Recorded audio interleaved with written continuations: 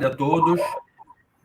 Boa tarde a todos. Vamos começar mais uma edição do nosso grupo de estudos da Escola Judicial do TRT da 6ª Região.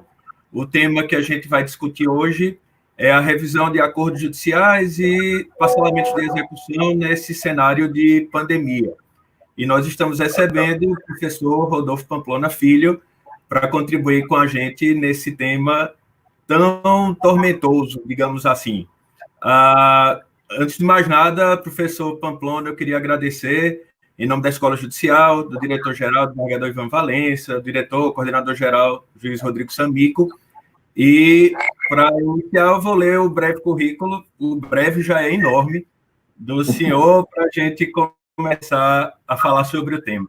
Então, eu sei que todos conhecem o professor Rodolfo Pamplona Filho, mas o professor Pamplona é juiz titular da 30ª Vara do Trabalho de Salvador, professor titular de Direito Civil e Direito Processual do Trabalho da Unifax, professor associado da graduação e pós-graduação, mestrado e doutorado em Direito da UFBA, coordenador dos cursos de especialização em Direito Civil e em Direito e Processo do Trabalho da Faculdade Baiana de Direito, mestre e doutor em Direito das Relações Sociais pela PUC São Paulo, master em Estudos em Direitos Sociais para Magistrados do Trabalho do Brasil pela Universidade de Castilla de la Mancha, na Espanha, especialista em Direito Civil pela Fundação Faculdade de Direito da Bahia, membro e presidente honorário da Academia Brasileira de Direito do Trabalho, antiga Academia Nacional de Direito do Trabalho, presidente da Academia de Letras Jurídicas da Bahia, do Instituto Baiano de Direito do Trabalho, membro da Academia Brasileira de Direito Civil, do Instituto Brasileiro de Direito de Família, IBDFAM, e do Instituto Brasileiro de Direito Civil. E esse é o currículo resumido, professor Pamplona. Professor Pamplona, seja muito bem-vindo, fique muito à vontade, a casa é sua, para o senhor falar sobre esse tema para a gente, e depois da gente trazer algumas perguntas lá dos nossos colegas. Okay. Boa tarde a todas e todos, é uma honra, um prazer, um privilégio participar neste momento dessa live, né, através desses mecanismos de comunicação que nos permitem estar aqui no Zoom, no YouTube, em várias formas de comunicação, para conversar, talvez trazer a minha visão sobre esse polêmico tema, que é essa questão da revisão dos acordos judiciais e do pagamento, né, a prorrogação do pagamento pactuado. E aqui a gente precisa compreender um pouco o sistema e talvez ver qual a melhor solução, a solução mais adequada para se dar no caso concreto. Digo isso porque tenho, desde que entrei no isolamento presencial, eu assumi um compromisso de servir a comunidade e participar de todo tipo de debate pelas vias da internet. Então, eu entrei assim numa verdadeira maratona de lives, né? Eu participei aqui, acho que em torno de 180 manifestações via internet, aproveitando que ainda não estava fazendo as audiências, e aí de uma forma que eu pudesse servir as pessoas. E este tema tem sido um tema muito recorrente, né, em debates com que tenho participado, que é, na verdade, a discussão sobre a aplicação da teoria da imprevisão. E, meus amigos e minhas amigas, eu confesso a vocês que eu tenho já um entendimento bem assentado sobre isso. É um tema que não é fácil, é um tema que comporta uma reflexão dogmática mais profunda, mas que faz com que, partindo de premissas absolutamente iguais, as pessoas tenham chegado a conclusões diferentes. E aí eu preciso mostrar aqui para os senhores e para as senhoras qual me parece a melhor visão sobre o tema. A melhor visão não é a visão mais fácil. A melhor visão não é a visão, digamos assim, que zera a pauta, que cumpre a meta, que faz com que tenhamos, numa palavra mágica, uma solução para todos os males. Mas me parece a melhor, e aí me perdoe, talvez, um certo, quase arrogância, dizer que talvez me pareça a única e efetivamente correta. Mas eu aprendi há muitos anos, né? Eu estou na magistratura há 25 anos, e contando meu tempo de servidor no seu trabalho, eu já estou há 28 anos no Tribunal Regional do Trabalho da 5ª Região. Como eu vou fazer 48 anos daqui a 15 dias, né, significa que eu vivi mais tempo dentro do meu tribunal do que fora dele. Mais tempo como juiz do que não sendo. Então, na verdade, eu já tenho nesse ponto, já acostumei com a circunstância de cada pessoa dizer, não, esse não é meu entendimento, e aí não quero ouvir. Eu realmente não me incomodo mais com essas coisas. Por quê? Porque, de fato, a gente tem que aprender a exortar, como professor, exortar a dialética, trazer teses e antíteses para buscar sínteses. E nem sempre o nosso posicionamento deve ser o certo. Embora eu tenha aprendido que, na verdade, não há certo. Há consensos, né, que acabam reconhecendo a efetiva solução ou a mais adequada solução. Confesso, porém, que dentro deste arrobo que o pensamento científico nos permite, de tentar buscar aquilo que nos parece mais lógico, eu não tenho a menor dúvida de que a solução mais adequada para o sistema normativo é a que eu vou trabalhar hoje com os senhores e com as senhoras. Mas, dizendo mais uma vez, não tenho a petulância ou arrogância de desprezar qualquer outro entendimento. Na verdade, estou abertíssimo para mudanças de posicionamentos, porque acredito realmente que só não muda de ideia quem não tem ideia para mudar. Mas é preciso, efetivamente, trazer uma fundamentação que seja robusta o suficiente para que se possa mudar de posicionamento. Porque quem muda de ideia toda hora é quem não tem, né, a convicção no que fala. Então, feitas essas considerações iniciais, que são, na verdade, um habeas corpus preventivo para aqueles que, eventualmente, né, vão discordar do que eu vou falar, eu vou tentar explicar o que é a teoria da imprevisão, quais são as peculiaridades do acordo judicial, o acordo trabalhista homologado judicialmente, né? E vamos falar sobre a possibilidade de discussão ou não, né, do quanto pactuado, do conteúdo do acordo ou parcelamento nesse sentido. Então, vamos Jack Stripador por partes. Vamos compreender um pouquinho o que é a tão chamada, tão falada, tão disseminada e talvez pouco estudada aprofundadamente, teoria da imprevisão. O que é a teoria da imprevisão? Teoria da imprevisão, eu vou fazer, obviamente, uma síntese apertada para que a gente possa partir para a parte trabalhista, que é o que nos interessa mais. A teoria da imprevisão tem referência histórica na Lei Fayot, no começo do século XX, na ideia especificamente de que os princípios contratuais, que são milenares, eles remontam ao direito romano, né, quando a gente pensa no pacta sunt servanda, na ideia da obrigatoriedade, eles continuavam naquela época e continuam válidos hoje. Mas, na verdade, percebeu-se que o simples cumprimento do pactuado, da forma como se contém, poderia levar nos contratos de trato sucessivo, dos negócios jurídicos de pagamentos sucessivos e diferidos, naturalmente, né, há uma situação de profunda ignomínia, uma profunda injustiça em função justamente da possibilidade de modificação das condições do momento em que foram pactuados. E aí o que acontece? Isso fez construir a chamada teoria da imprevisão.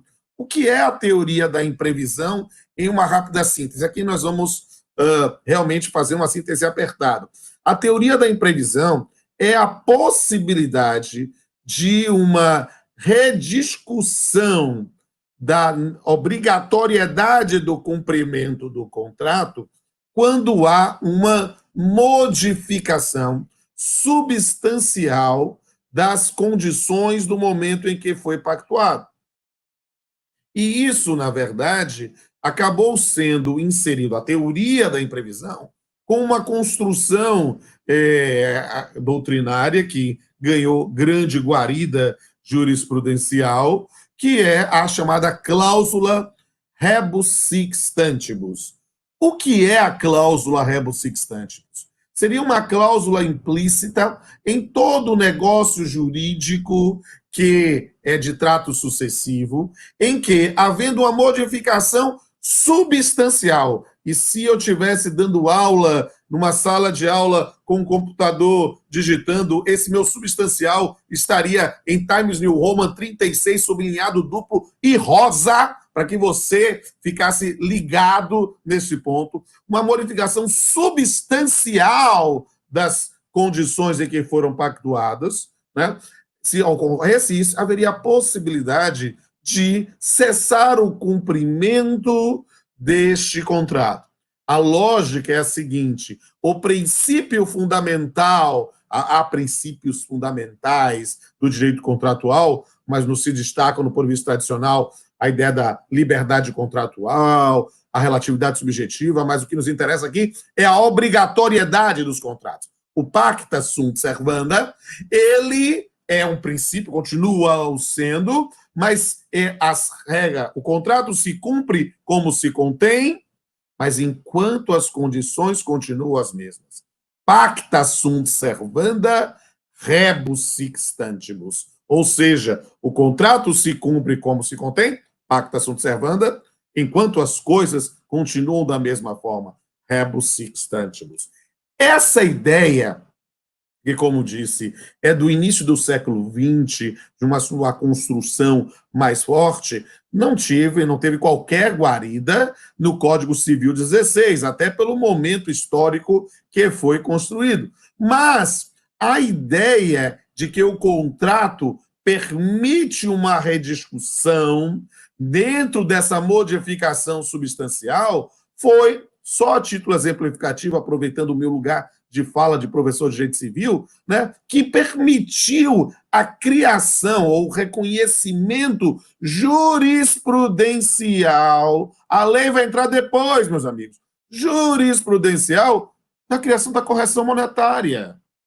Por quê? Porque as pessoas esquecem que nas regras do Código Civil, procura correção monetária no Código Civil 16, abra o seu navegador, dê uma olhadinha, o que você vai achar? Não vai achar nada. No texto original, absolutamente nada. Então, por quê? Porque, efetivamente, a ideia é que no Código Civil 16 havia o prestígio ao nominalismo. A ideia de você pedir emprestado R$1.000 e você pagava R$1.000.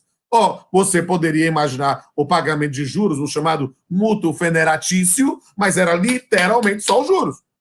Ou seja, alguma coisa relacionada à recomposição de valor, na verdade, foi sendo construído jurisprudencialmente e depois, sim, aí, notadamente no período do golpe militar, toda uma construção especificamente da exigibilidade jurídica como direito positivo da correção monetária.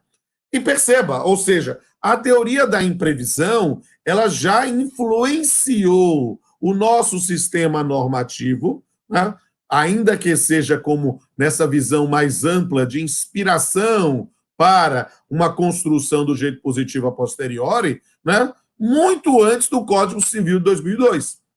O que é que há de diferente no Código Civil de 2002? O Código Civil de 2002, ao contrário do Código Civil 16, né, não somente contemplou a atualização monetária, a possibilidade de ter algum tipo de recomposição de valores, estando superado, portanto, para este aspecto, a ideia da teoria da imprevisão, mas adotou a teoria da imprevisão com um instituto com um nome próprio.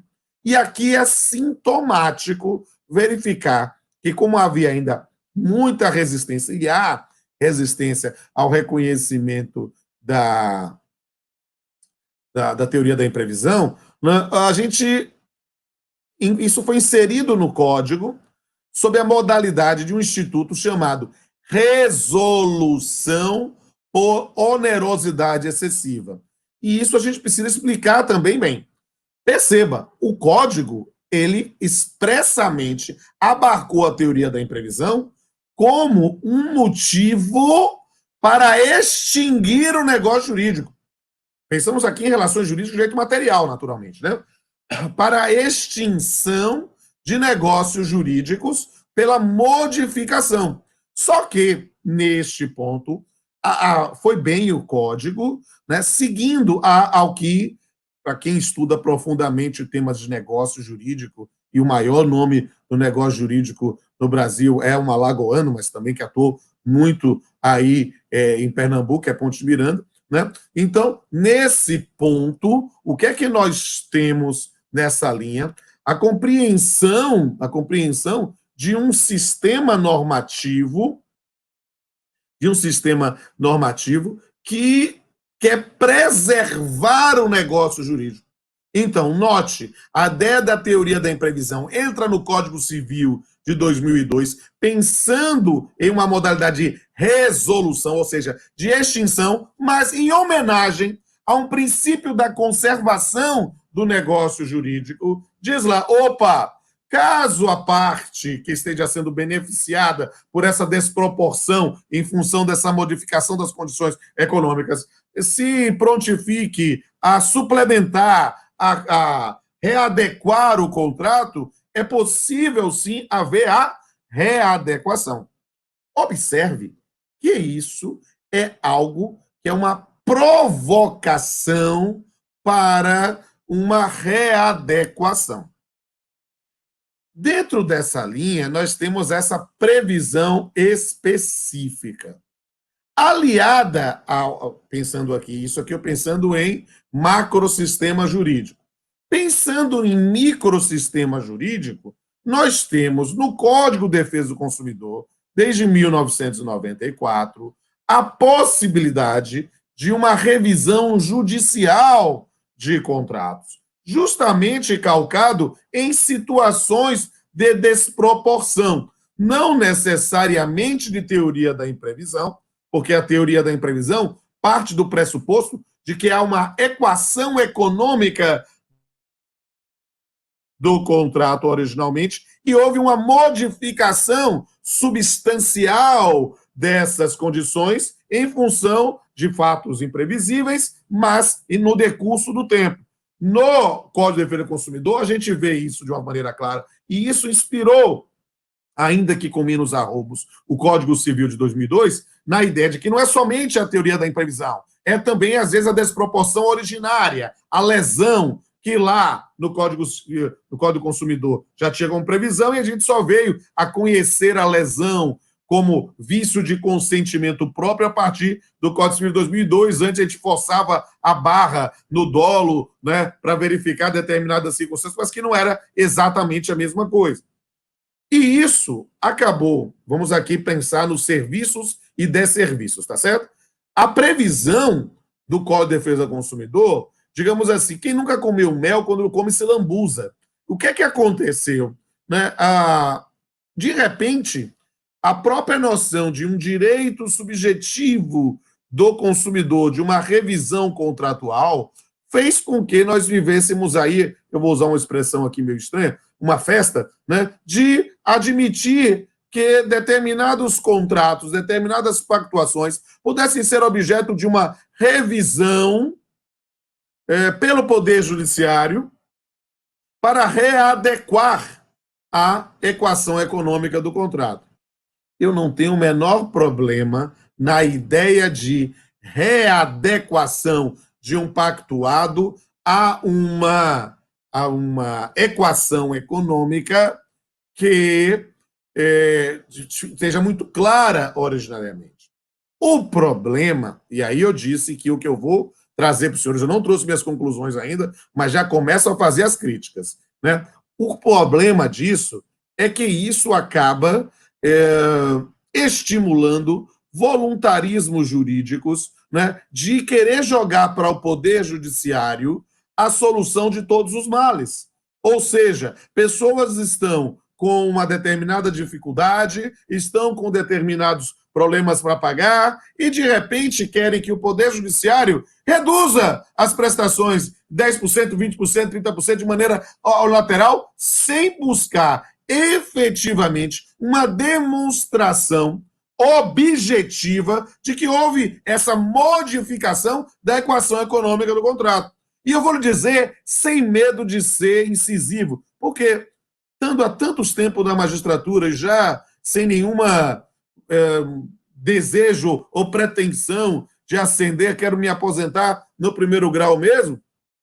Digo com liberdade. Isso, sinceramente, na prática, é chute. Absolutamente um chute. Os meus colegas magistrados acabam, nesse ponto, caindo no discurso de sereia que quer, digamos assim, incensar o seu poder na atividade jurisdicional e acham que, não, eu vou reduzir aqui 20%, 30%, como se fôssemos tiranos de toga, que pudéssemos nos imiscuir na autonomia da vontade, né, para mudar, pelo nosso senso individual de justiça, o que achamos que o acordo é. Meus amigos, isso é um absurdo. Né? Isso acaba parecendo muito como fixamos reparações por danos morais. Por quê? Porque na maior prática são chutes. 10 mil, 5 mil, 1.000, 2 mil, 3 mil, né? E valemos muitas vezes de situações que parecem um Ctrl-C, Ctrl-V. Dada a capacidade econômica do ofensor e do ofendido, a repercussão social do dano, não sei o quê, fixo em espacinho em branco, o estagiário preenche por 1.000, 5 mil, 10 mil, 20 mil. Eu tenho profundas críticas à disciplina dos danos extrapatrimoniais na reforma trabalhista, mas eu não acho que ela é inconstitucional por si só, por trazer parametrizações. O problema é que os parâmetros não são razoáveis, pensando em tratamento diferenciado em mesmo dano, outros aspectos. Mas eu não entro no discurso que, para mim, muitas vezes soa a demagogia de dizer, olha, inconstitucional porque tem um princípio da reparação integral e isso está sendo violado. Se você me diz, objetivamente, qual é o valor que repara, e pode dizer que existe qual é o valor que repara, tudo bem, eu concordo contigo. Mas, na prática, é simplesmente um chute. Por quê? Porque qualquer valor que se fixar pela perda de uma vida humana jamais vai compensar, jamais vai reparar essa dor. Então, na verdade, o que temos é um determinado discurso puramente argumentação e não fundamento, dizer, olha, não, isso é pouco, isso é uma vergonha, isso é um absurdo, isso está fazendo pouco caso da dor da vítima. Espera aí, quer dizer que 10 mil faz pouco caso, mas se for 20 mil, não? É preciso entender, e eu espero que consiga alcançar a crítica que eu tenho aqui. Porque não há nenhuma crítica ao Poder Judiciário. É ao sistema como um todo. A gente precisa. E a minha sentença é assim mesmo: fixa em 10 mil, fixa em 5 mil, entende? Aí o que é que acontece? Nós, juízes, queremos preservar a nossa honorabilidade e, naturalmente, acabamos fixando sempre os mesmos parâmetros para não dizer que está protegendo mais um ou outro. Mas a primeira sentença em que a gente vai condenar numa situação como ela, a gente fica assim, liga pro colega, vem cá, você está fixando quanto? Já teve um caso assim? Para quê? Porque a gente honra como virgindade, só se perde uma vez. Ninguém quer dizer que eu estou assim, muito canguinha, uma expressão bem nordestina, fala canguinha em Pernambuco? Muito canguinha, ou está sendo, ao contrário, perdulário. A ideia de buscar uma razoabilidade é sempre o caminho, mas o problema é que buscar o caminho preciso é o objetivo de todos nós, mas a precisão nesse ponto não existe. E essa é a reflexão. E aí o que acontece?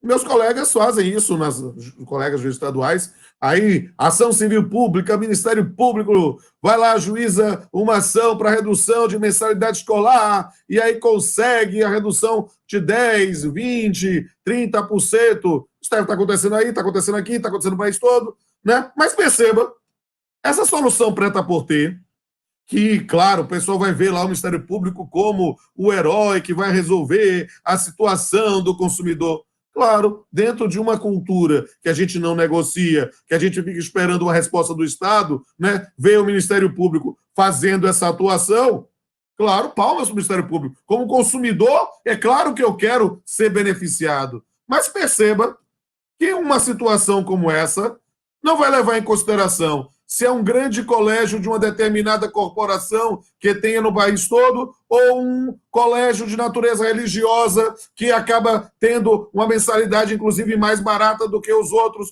mas que tem uma determinada estrutura de obras sociais, não sei o que. Não, a gente começa a botar todo mundo na mesma varoasa. E isso é, na verdade, um defeito do sistema.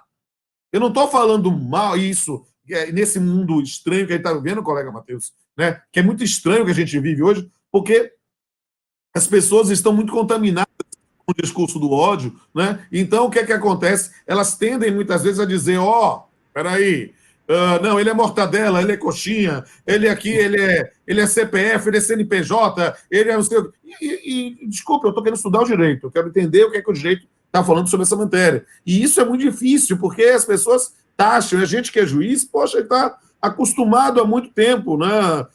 Vai estranhar quando as suas sentenças começam a ser elogiadas. Porque aí você, se toda sentença está sendo elogiada, tem alguma coisa errada, porque toda sentença sua vai desagradar pelo menos uma pessoa. Normalmente desagrada as duas, né? Se for procedente em parte, né? Então, o que é que a gente tem nesse ponto? Eu estou explicando tudo para entender o clima sobre isso. Perfeito. Porque aí eu explico o que é a teoria da imprevisão ou a ideia de revisão de negócios jurídicos, seja na relação jurídica de direito material, seja pela via judicial. E agora eu vou para a segunda premissa. A segunda premissa é a análise do acordo judicial trabalhista. E aqui, meu amigo Matheus, a gente precisa esclarecer para os nossos amigos e amigas que estão nos vendo nesse momento que há muita imprecisão sendo afirmada em alguns debates. Primeira coisa que eu já ouvi algumas vezes e eu fico num constrangimento para divergir, porque a pessoa vem com uma empáfia que é complicado. O pessoal diz assim, não, o acordo é um negócio jurídico processual. Aí eu Não. escondo a cara para dizer, meu amigo, acordo não é negócio jurídico processual. Acordo é negócio jurídico de direito material que, por acaso, está sendo homologado judicialmente, ganhando o manto da coisa julgada, tornando-se recorrível de fato, somente atacável por ação rescisória, mas perceba, ele não muda nesse ponto de um negócio de direito material. E tanto é que quando o CNJ suspendeu os prazos processuais, o prazo para cumprimento de acordo continuou. Não é prazo processual, não é negócio jurídico processual. É um negócio jurídico que se realiza dentro do processo. E aí você diz, não, mas isso aí está confundido. Não, é muito simples. É preciso entender que como negócio jurídico de direito material, chancelado pelo magistrado, submetido à fiscalização do magistrado para ver se não há lesão de interesse de terceiros, se não há abuso de poder, todas essas discussões sobre se homologa, se não homologa, não vou entrar nesse bolo, mas é um negócio jurídico que se aperfeiçoou com a manifestação da vontade das partes e ganhou o manto da coisa julgada, né? Gerando, portanto, extinção do processo sem resolução do mérito, todas essas discussões que a gente vai falar, e a irrecorribilidade imediata, para poder efetivamente ser cumprido. E o que é o acordo? Outra coisa que as pessoas falam. Não, a pessoa acaba lá na graduação. Isso, eu não sei, eu vou conversar aqui, vou dar um chute aqui, viu, professor Matheus? Né? E, na verdade, tem um preconceito bobo, ridículo, né? O pessoal que gosta de trabalho não gosta de civil, o pessoal de civil não gosta de trabalho. E eu acho que esse preconceito bobo, né? Eu sou professor concursado de direito civil, né? E sou juiz do trabalho. Né? E Orlando Gomes, quando fez sua tese para a cadeira de direito civil, fez uma tese à Convenção Coletiva do Trabalho. Por quê? Porque direito do trabalho era direito civil. E aí, o que acontece? Quer ver outra coisa, professor Matheus, que a gente vai ver com erro? Um erro. Eu até vou perdoar um pouco esse erro, porque ele não é só ele pode ser interpretado como uma metonímia. dá uma parte pelo todo. Quer ver? Dou minha cara a tapa. Quantas vezes você, meu amigo, você, minha amiga que está me assistindo, já não falou que o acordo é uma transação? Errado. Um acordo pode ser uma transação, mas o acordo não é necessariamente uma transação. Porque transação exige concessões recíprocas e res dúbia. Não. Um acordo não é necessariamente uma transação. Um acordo pode ser uma renúncia, um acordo pode ser uma aceitação da procedência do pedido, um acordo pode ter aspectos de transação. Então, se não é transação, é o quê? Aí, aquela deficiência de base do cara que estuda direito de trabalho sem gostar de direito civil, lá no começo do curso, lá em obrigações, ele aprendeu as formas extintivas de relações jurídicas obrigacionais. E ele esqueceu uma figura chamada novação. O que é um acordo judicial? O acordo judicial nada mais é do que uma novação. É um negócio jurídico de direito material, chancelado judicialmente, mas que se operacionaliza sob a modalidade de uma novação. Que cargas d'água é novação, professor? Eu nem lembro desse negócio de direito civil. Explico. Novação é a criação de uma ou mais relações jurídicas obrigacionais para extinguir a anterior. E é isso. Quando nós fazemos lá um acordo no processo, né, e dando quitação só dos pedidos, só dos valores, ou da relação de emprego para nada mais reclamar, seja que título for, vendendo até a alma, não me importa. Nós estamos discutindo aqui que, ao fazer um acordo, nós estamos extinguindo o passivo existente até aquele momento e criando uma nova relação jurídica obrigacional que extingue a anterior. Tanto que, quando eu não cumpro o acordo, eu não vou rediscutir o processo anteriormente. Não, é o acordo, vou mandar cumprir o acordo.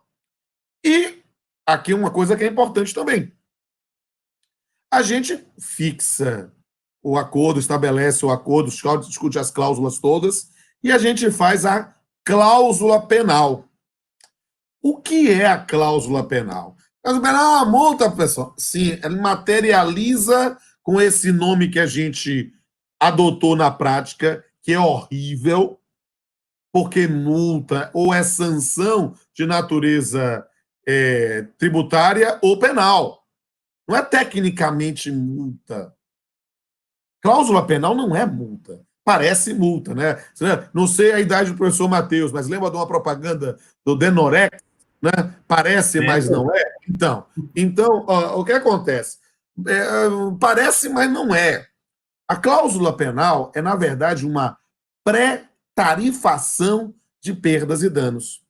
Havendo o descumprimento da relação jurídica obrigacional estabelecida no acordo, incide de pleno direito a cláusula penal sem discutir por que houve cumprimento ou não. Para usar uma expressão dos meus alunos da graduação, eu aprendo com ele cada coisa, ele diz assim, não, professor, então é assim, é CREO velocidade 5. É isso aí. Foi lá. Beleza, ótimo. Isso aqui vai ser importante. Para agora, para o terceiro tópico da nossa exposição. Nós falamos sobre a discussão da teoria da previsão, falamos sobre o acordo judicial e agora vamos verificar a possibilidade de aplicação da teoria da previsão nos acordos judiciais para discutir os seus valores ou um parcelamento. O que aconteceu? Pandemia, fechou-se a porta da justiça, continuamos tentando dar nossa prestação jurisdicional através de um trabalho remoto, fazendo no PJE, nos sistemas próprios, estamos aí lutando e fazendo tudo isso. Beleza, estamos juntos aí. Só que, o que acontece? A primeira coisa, influenciado talvez, estou aqui no campo do chutômetro, influenciado talvez por essa perspectiva no campo das relações de consumo, né? Nessas situações em que, olha, houve aí uma situação absolutamente imprevisível, então nós temos aí que também rediscutir, porque agora tem que flexibilizar para as empresas, para poder, nesse ponto, cumprir a prestação jurisdicional, então, seu doutor, o senhor não pode reduzir aí o valor do acordo, ou reduzir aí o valor da parcela. Bem, na expressão baiana, isso é joga o barro na parede para ver se cola. Isso definitivamente não tem respaldo normativo. E isso não é aplicar a teoria da previsão. Pamplona, me explica porque eu não estou entendendo nada. Eu pensei que a teoria da imprevisão ia me permitir reduzir. Alto lá.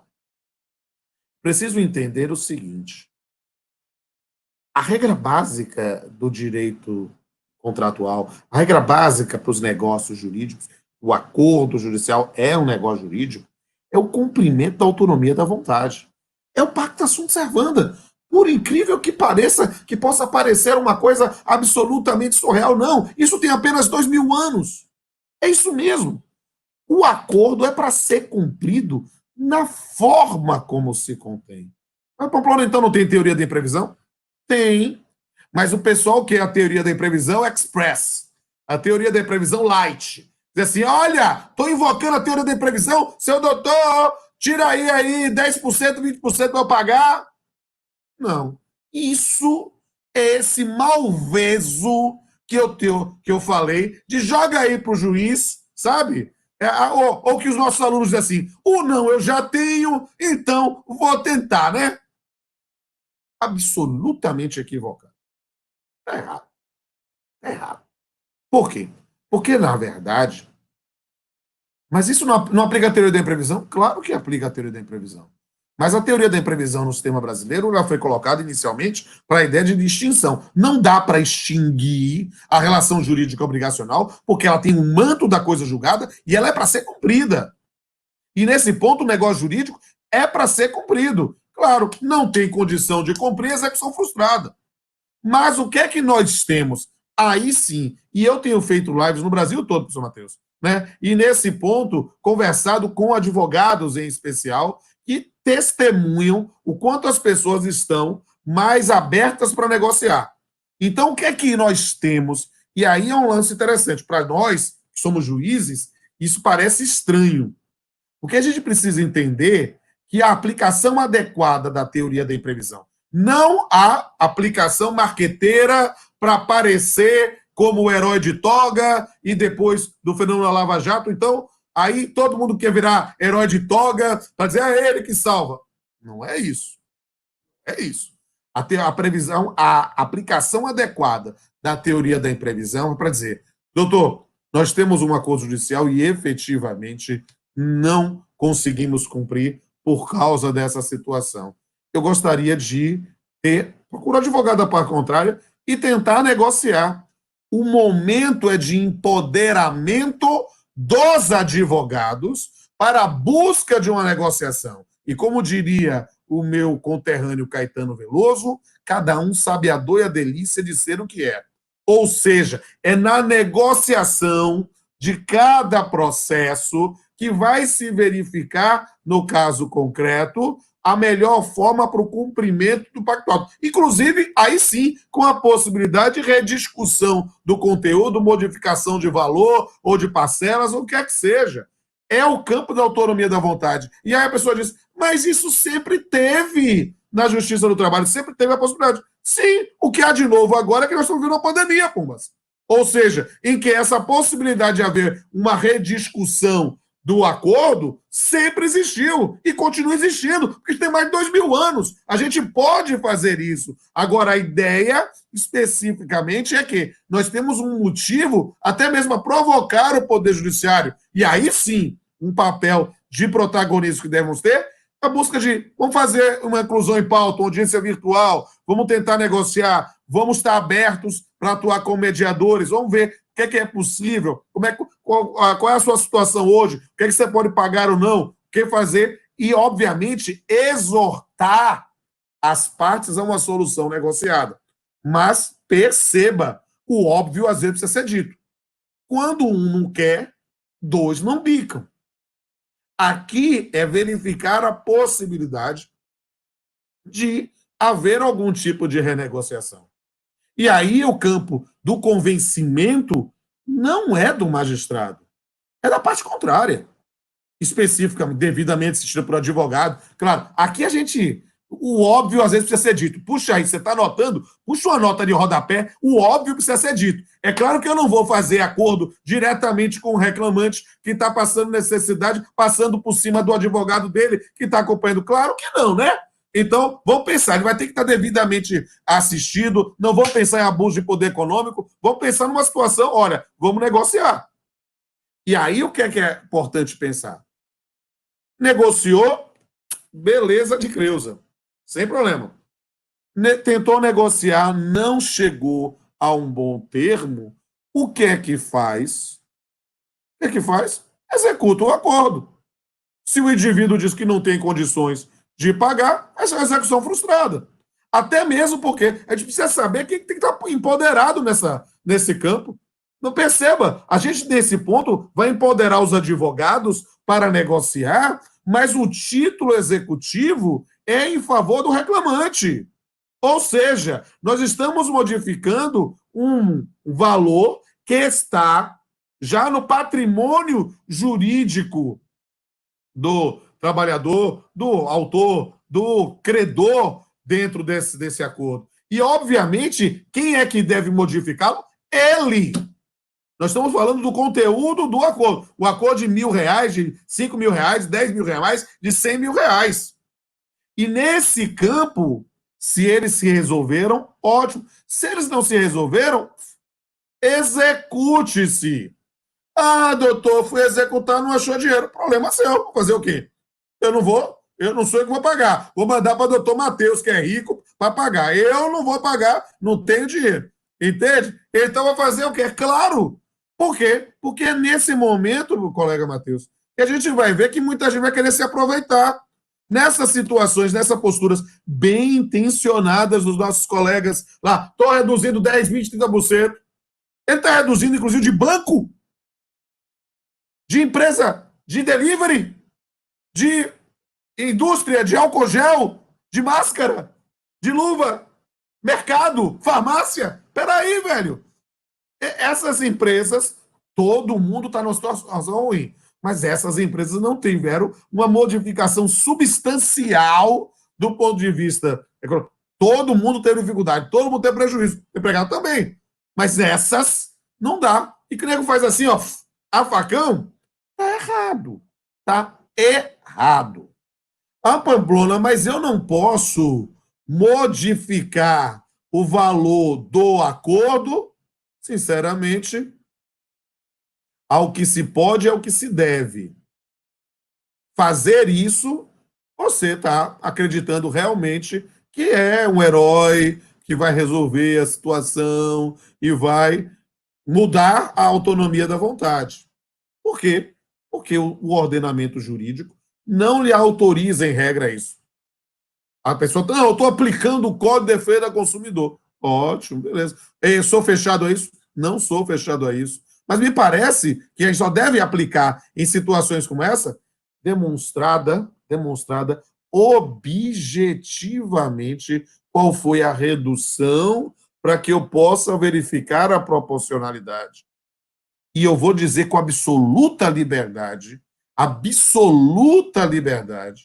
que em matéria de direito do trabalho é muito difícil visualizar isso, porque seria um caso de ter um único empregado, uma única dívida, um único valor, e nesse ponto o empregador vamos pensar uma coisa que dá para pensar fácil, o empregador doméstico tinha aquela única dívida e o empregador doméstico teve uma redução do seu salário, e aí nesse ponto a gente pode pensar, mas olha só, é a exceção da exceção, e mesmo assim eu não faria isso no valor do acordo, no máximo na questão das parcelas. Mas aí eu preciso do dado objetivo. Por quê? Porque senão, ó, é palavra jogada ao vento. Pamplona. Então, Pamplona, estou tentando sistematizar o que você está falando. Quer dizer que Aplicar a teoria da imprevisão, na verdade, é apenas fundamento para exortar a negociação. A autonomia da vontade das partes é que rege essa matéria e somente excepcionalmente você admitiria, e essa exceção excepcional, deixa eu usar o superlativo aqui, eu nunca apliquei. Nunca apliquei. Na minha unidade jurisdicional, nunca fiz, e não digo que eu estou fechado, mas eu não estou assim muito facinho para aplicar um negócio desse. Precisa ser uma situação efetivamente com demonstração inequívoca que a redução foi tanto, porque senão é chute novamente. É aquela coisa, o não eu já tenho, qualquer coisa que vier tá bom. E prejudicando o interesse da parte contrária. Mas Pamplona, então, significa que na prática você não mexe no valor do acordo. É verdade. Verdade. Então, você não mexe em nada do acordo? A priori, não. É a autonomia da vontade de agir. Mas, Pamplona, na boa, é uma situação de pandemia. A empresa fechou. Não tem o restaurante. Era um restaurante, era um bar na esquina, está fechado desde o primeiro dia. O município não deixa funcionar, ele não está tendo nada. Ele está vivendo do auxílio emergencial de R$600. Ô, Pamplona, você é insensível? Não, eu não sou insensível. O que há é que eu tenho um acordo que tem a chancela da coisa julgada para ser cumprido. Então, no acordo, eu não mexo. Agora, no acessório, eu posso. O que é o acessório? Letra A. Vai explicar. Vocês deram perceber que eu sou, né? Eu tenho um filho que é juiz aí, eu amo de paixão, né? E ele tem o mesmo estilo meu, que é o Leandro Fernandes, né? Então, a gente fala igual, né? Ele diz assim, então, aquela coisa, vamos assim, eu sou tão metódico como sopa de letrinhas de ordem alfabética. Então, é que nem eu e Leandro. Ora, para que eu expliquei? Para que eu expliquei o acordo? Agora para você entender. Por que eu tinha que explicar? Porque eu tenho que cumprir o acordo. O acordo é quanto? O acordo é 1.000, o acordo é 5.000, o acordo é 10.000. Esse é o acordo. A cláusula penal não é o acordo. A cláusula penal é a participação de perdas e danos. E se demonstra inequivocamente que o descumprimento se deu olha só, precisa fundamentar, não é chute não, viu? Ônus à prova do demandado, ônus à prova de quê? Do devedor. Que a atividade parou totalmente por causa da pandemia, ou seja, ele queria cumprir, mas não podia cumprir. Nesse ponto, eu poderia não executar a cláusula penal. Por quê? Porque força maior quebra nexo de causalidade em perdas e danos. Então, se cláusula penal é pré-tarifação, eu posso pensar em sustar essa execução e vou para a execução da parcela. Claro, parcela com correção monetária, com juros, com tudo. Segundo, há um efeito dos acordos no processo do trabalho. É uma previsão legal, né? Se eu tenho pagamentos diferidos, se há o descumprimento, há o vencimento antecipado das demais parcelas. Perceba, é algo porque o indivíduo descumpriu, não fosse mal, descumpriu.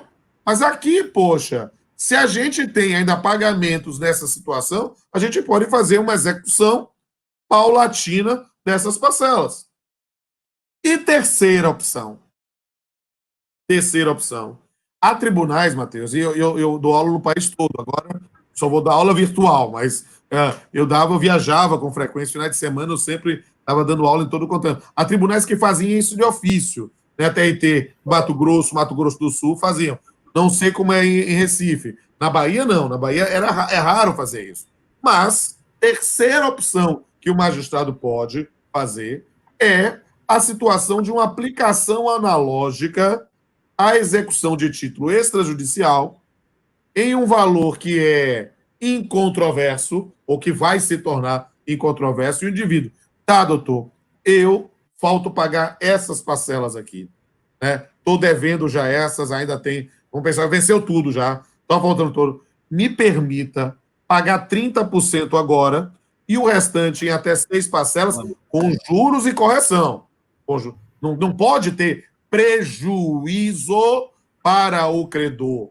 A lógica, e perceba, o dispositivo não é para execução de título judicial. Eu estou trazendo um parâmetro que pode ser invocado, ou seja, o processo hermenêutico aqui não é simplinho, não é bobagem. Não é assim, estou aplicando lá, não é estou aplicando isso. Eu estou me valendo por um juízo de equidade, me valendo de um parâmetro da execução de título extrajudicial por reconhecer que estamos em um momento excepcional. E aí sim eu poderia me inferir. Por quê?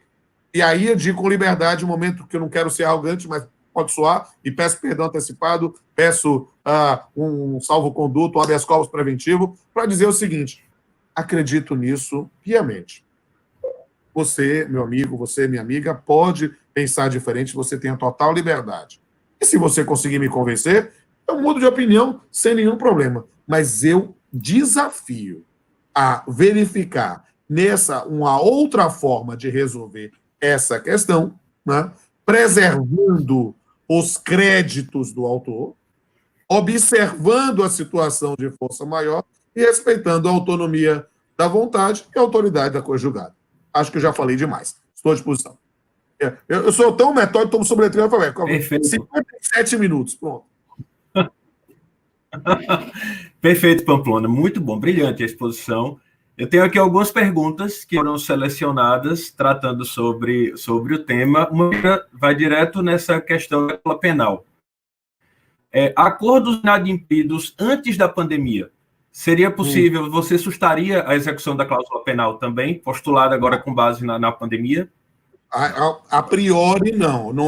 O acordo não foi descumprido em função da pandemia. Eu tenho uma dificuldade econômica de cumprir esse acordo posteriormente à pandemia. São situações fáticas distintas. O descumprimento se deu anterior. Ou seja, a partir daquele momento eu já tenho a aplicação da cláusula penal e já iria fazer a execução. Ou seja, eu vou cumprir literalmente o pactuado e vou executar a cláusula penal. Agora, talvez numa situação em que passa por dificuldade, bibibobó, caixinha e fósforo, aí eu fique mais aberto a aplicar analogicamente a execução de título extrajudicial. Perfeito. Uma outra pergunta aqui.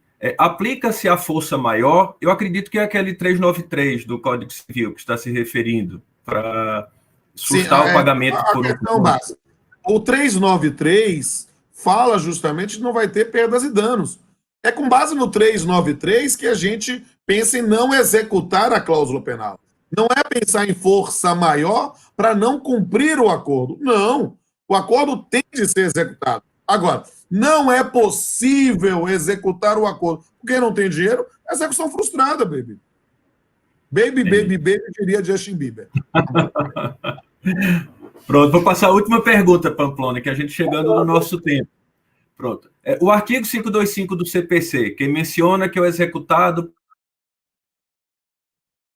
pode alegar surgimento de causa modificativa da obrigação, pode ser invocado para o não pagamento do acordo momentâneo? A lógica aqui é imaginar especificamente que esta situação que hoje vivemos da pandemia autoriza nesse ponto, uma rediscussão e não o descumprimento do pactuado.